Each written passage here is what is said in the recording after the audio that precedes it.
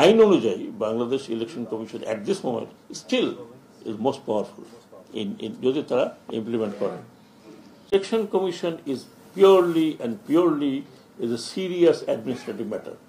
এটা শুধু বাংলাদেশে নয়, all over the world serious administrative matter. কারণ আপনি অ্যাডমিনিস্ট্রেটর দিয়ে ইলেকশন করাচ্ছেন, সেটা কমিশনার হোক, ডিসি হোক, পুলিশ হোক। সো ওইটুকু প্রজ্ঞা থাকতে হবে। আমি বলেছি 45, আপনারা যদি মনে করেন 40 ওকে। এবং ক্রাইটেরিয়া যেটা থাকবে সেটা হচ্ছে বাংলাদেশের যে অ্যাডমিনিস্ট্রেটিভ সিস্টেম এবং এটাকে পরিচালনা করার মতো দক্ষতা থাকবে। অফকোর্স নিউট্রালিটির তো প্রশ্নই আসে না, নিউট্রালিটি থাকতেই হবে। Somebody has to be seen neutral and has to act as neutral. কাজেই ওইটা তো আছেই, ওটা আমি উদ্যোগ করলাম। তার ওই দক্ষতাটুকু থাকতে হবে যে তিনি মাঠের প্রশাসনগুলোকে হ্যান্ডেল করতে পারেন। Whatever you may do, এই যেই সিস্টেম আমাদের আছে এই সিস্টেমের বাইরে তো আমি বেরোতে পারি না। আমি বারবার লিখেছিলাম যে আমাদের এখন ডিস্ট্রিক্ট লেভেলে, উপজেলা লেভেলে, পার্টিকুলারলি ডিস্ট্রিক্ট লেভেলে ইলেকশন কমিশনের নিজস্ব অফিসার আছে। আমি আউয়াল সাহেবকে বলেছিলাম যে ভাগাভাগি করে দেন, বড় বড় ডিস্ট্রিক্ট যেগুলো সেখানে ভাগ করে দেন, নিজের অফিসার রাখেন এবং অ্যাডমিনিস্ট্রেটিভ অফিসার রাখেন, দেখেন তফাৎটা কী হয়। কিন্তু উনি কোনো কারণে বললেন, আমিও চাই চিন্তা করতে, লাস্টে পারলেন না।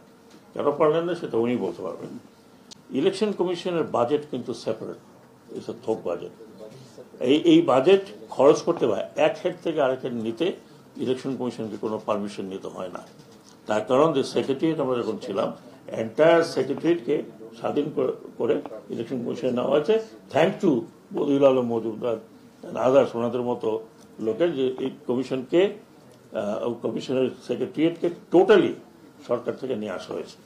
দেখেন হচ্ছে যে ইলেকশন কমিশনে যারা আছে তারা কিন্তু non cadre selected by Bangladesh public service commission. যদিও তাদের একটা দাবি আছে যে নন ক্যাডার নয়, ক্যাডার করা হোক। সো দে আর কিন্তু ইলেকশন কমিশনের ক্যাডার ইনফ্যাক্ট। তো আমিও মনে করি যে শুধু নন ক্যাডার কেন, এখন যে সংকটে আমরা পড়েছি সেখানে আমি তো মনে করি নন ক্যাডারে যারা ভালো অফিসার আছেন তাদেরকে কেন ক্যাডারভুক্ত করা যায় না। যদি প্রয়োজনে একটা ছোট এক্সামিনেশন নিয়ে তাদেরকে ক্যাডারে নিয়ে আসেন। কারণ এখন যে অবস্থা আমরা দেখছি এখানে বেশ সংকট আছে। তো আরেকটি কথা যেটা আমি বলতে চাই, ইলেকশন কমিশন কিন্তু completely independent in Bangladesh as per the constitution and as per the act. এখন আমি ইন্ডিপেন্ডেন্ট যদি হয়ে সেই ইন্ডিপেন্ডেন্স আমি ভোগ না করি, প্র্যাকটিস না করি, আমি আমার মাথা যদি রেলওয়ে লাইনের নিচে দিয়ে দেই, আল্লাহ তো আমাকে বুদ্ধি দিয়েছে, সেটা তো ইলেকশন কমিশনের দোষ না। আমার কম্পারেটিভ স্টাডি আছে এর উপরে, আমার 3টা বই আছে। একটা তো বাংলাদেশ ইলেকট্রাল গভর্নেন্স, আলিম জানে, আরেকটি comparative study of south Asia, আরেকটি হচ্ছে আমি যে সংস্কারগুলো আমরা করেছিলাম সেটা। 3টা বই আছে, পাবলিশড বাই, তিনটাই পাবলিশড বাই প্রথমা। সেইখানে আমি একটা কম্পারেটিভ স্টাডি দেখেছি সাবকন্টিনেন্টে Bangladesh election commission is the most powerful as per আইন এবং other is concern. Alim agree করবেন আমার সাথে, যতগুলো subcontinent, I am not talking about England আমেরিকাতে, সাবকন্টিনেন্টে যতগুলো ইলেকশন কমিশন আছে, আইন অনুযায়ী Bangladesh election commission at this moment still is most powerful যদি তারা ইমপ্লিমেন্ট করেন।